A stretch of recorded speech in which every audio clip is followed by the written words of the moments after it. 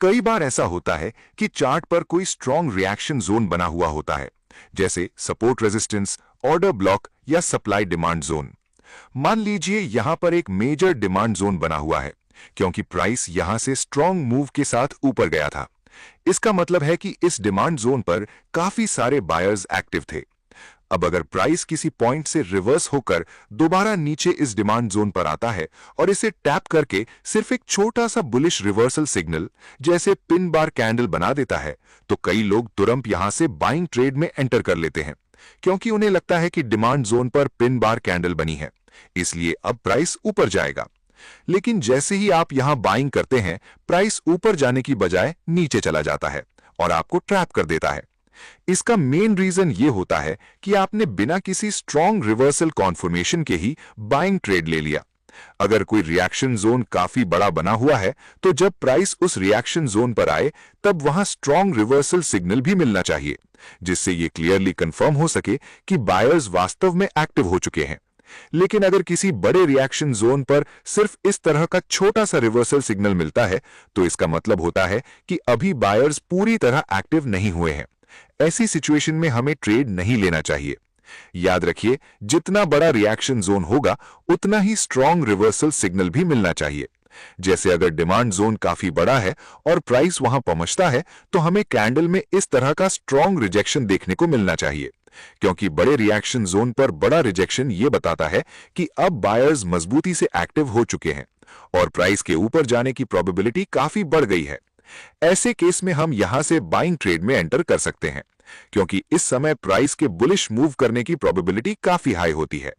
अब चलिए next mistake को समझते हैं। चलिए अब हम सेकेंड प्राइस एक्शन मिस्टेक को समझते हैं, जिसका नाम है ट्रेडिंग अगेंस्ट द ट्रेंड, यानी ट्रेंड के खिलाफ ट्रेड लेना। देखिए, जब मार्केट इस तरह से बुलिश स्ट्रक्चर बनाते हुए अप ट्रेंड में मूव कर रहा होता है और इस दौरान प्राइस एक पुल बैक करने के बाद इम्बैलेंस बनाते हुए ऊपर जाता है, फिर हाल ही में बने हायर हाई लेवल जो एक रेजिस्टेंस की तरह काम कर रहा होता है, वहां पहुंचकर कोई बेरिश रिवर्सल सिग्नल दे देता है। ऐसे में ज्यादातर ट्रेडर्स ये सोचकर तुरंत शॉर्ट ट्रेड में एंटर कर लेते हैं कि अब प्राइस यहां से नीचे जाने वाला है। लेकिन जैसे ही आप यहां एंट्री करते हैं, प्राइस नीचे जाने की बजाय फिर से ऊपर की तरफ मूव करना शुरू कर देता है और आपको ट्रैप कर देता है, क्योंकि आपने बुलिश ट्रेंड के अगेंस्ट ट्रेड लिया होता है। देखिए, बुलिश मार्केट में बायर्स ज्यादा स्ट्रांग होते हैं, इसलिए ऐसे ट्रेंड में हमारा पूरा फोकस बाइंग ट्रेड्स पर होना चाहिए। यानी हमें सपोर्ट लेवल पर रिवर्सल सिग्नल का इंतजार करके बाइंग ट्रेड प्लान करना चाहिए, क्योंकि बुलिश ट्रेंड में ट्रेंड के साथ ट्रेड करना सबसे बेहतर माना जाता है। लेकिन अगर बुलिश मार्केट में प्राइस एक स्ट्रॉन्ग मूव के साथ किसी रेजिस्टेंस लेवल पर पहुंचता है और वहां कोई बेरिश रिवर्सल सिग्नल बना देता है, तो हमें सिर्फ उस रिवर्सल सिग्नल को देखकर सेलिंग ट्रेड नहीं लेना चाहिए, क्योंकि उस समय मार्केट में बाइंग प्रेशर काफी ज्यादा होता है। ऐसे में अगर आप ट्रेंड के अगेंस्ट ट्रेड करते हैं तो ट्रैप होने की संभावना भी काफी बढ़ जाती है। अब चलिए नेक्स्ट मिस्टेक को समझते हैं। अब हमारी थर्ड प्राइस एक्शन मिस्टेक है एंट्री विदाउट कैंडल क्लोजिंग। कई बार ऐसा होता है कि जब चार्ट पर कोई की लेवल बना हुआ होता है और प्राइस उस की लेवल पर जाता है, तो जैसे ही कोई कैंडल उसे ब्रेकआउट करती हुई दिखाई देती है, हम और आप जैसे रिटेल ट्रेडर्स तुरंत रनिंग कैंडल में ही बाइंग कर लेते हैं, क्योंकि हमें लगता है कि अब प्राइस यहां से बुलिश मूव करेगा। लेकिन जब यहां पर बहुत सारे रिटेल ट्रेडर्स बाइंग ट्रेड में एंटर कर लेते हैं, तो वही कैंडल एंड में नीचे आकर सेलिंग प्रेशर वाली बियरिश पिन बार कैंडल बन जाती है। इसके बाद मार्केट रनिंग कैंडल का ब्रेकआउट देखकर बाइंग करने वाले सभी रिटेल ट्रेडर्स के स्टॉप लॉस को हिट कर देता है और वे ट्रैप हो जाते हैं।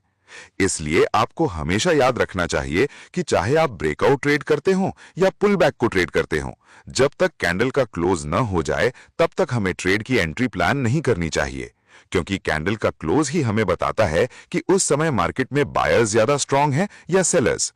अगर आप कैंडल क्लोज का वेट किए बिना एंट्री करेंगे तो बार बार इसी तरह ट्रैप होते रहेंगे।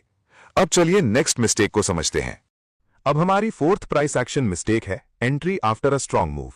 इसमें हम देखते हैं कि जब चार्ट पर कोई रिएक्शन जोन बना होता है, जैसे मान लीजिए यहां एक सप्लाई जोन बना हुआ है, अब प्राइस एक रिट्रेसमेंट करते हुए इस सप्लाई जोन पर आता है और जैसे ही प्राइस उसे टैप करके कोई रिवर्सल सिग्नल देता है, हम यहां से शॉर्ट ट्रेड में एंट्री कर लेते हैं। लेकिन कई बार मार्केट यहां से नीचे जाने की बजाय ऊपर चला जाता है और हमारा स्टॉप लॉस हिट करके हमें ट्रैप कर देता है। ऐसा इसलिए होता है क्योंकि अगर प्राइस स्ट्रॉन्ग बुलिश मूव के साथ लगातार इम्बैलेंस बनाते हुए इस सप्लाई जोन तक पहुंच रहा है तो इसका मतलब है कि उस समय बायर्स काफी मजबूत हैं। जब बायर्स मजबूत होते हैं तभी हमें बुलिश मूव के दौरान इस तरह के लगातार इम्बैलेंसेस दिखाई देते हैं। ऐसे में अगर प्राइस केवल सप्लाई जोन को टैप करके कोई रिवर्सल सिग्नल दे भी देता है तब भी हमें तुरंत सेलिंग ट्रेड में एंट्री नहीं करनी चाहिए, क्योंकि उस समय बायर्स का दबाव ज्यादा होता है और इस सेटअप के फेल होने की संभावना काफी अधिक रहती है। लेकिन अगर चार्ट पर सप्लाई जोन बना हो और प्राइस बिना कोई इम्बैलेंस बनाए धीरे धीरे उस सप्लाई जोन तक पहुंचे फिर वहां रिवर्सल सिग्नल दे तो ऐसी स्थिति में आप शॉर्ट ट्रेड में एंट्री ले सकते हैं, क्योंकि ऐसे सेटअप में प्राइस के बियरिश मूव करने की प्रोबेबिलिटी काफी अधिक होती है। अब चलिए नेक्स्ट मिस्टेक को समझते हैं। अब हमारी फिफ्थ प्राइस एक्शन मिस्टेक है trading on weak support and resistance. इसमें कई बार ऐसा होता है कि जब प्राइस किसी पॉइंट से रिवर्स होकर नीचे आया होता है तो बहुत सारे बिगिनर ट्रेडर्स वहां पर एक रेजिस्टेंस लेवल मार्क कर देते हैं और वेट करते हैं कि जब प्राइस इस रेजिस्टेंस लेवल पर आएगा तब वे यहां से सेलिंग ट्रेड में एंट्री करेंगे। अब देखिए प्राइस एक रिट्रेसमेंट करते हुए ऊपर आता है और इस रेजिस्टेंस लेवल को टैप करके कोई रिवर्सल सिग्नल दे देता है तो इसे देखकर बहुत सारे रिटेल ट्रेडर्स ये सोचकर सेलिंग ट्रेड में एंट्री कर लेते हैं कि अब प्राइस यहां से नीचे जाने वाला है। लेकिन जब बहुत सारे रिटेल ट्रेडर्स यहां पर सेलिंग ट्रेड में एंटर हो जाते हैं तो प्राइस नीचे जाने के बजाय ऊपर चला जाता है और सभी रिटेल ट्रेडर्स के स्टॉप लॉस को हिट करके उन्हें ट्रैप कर देता है।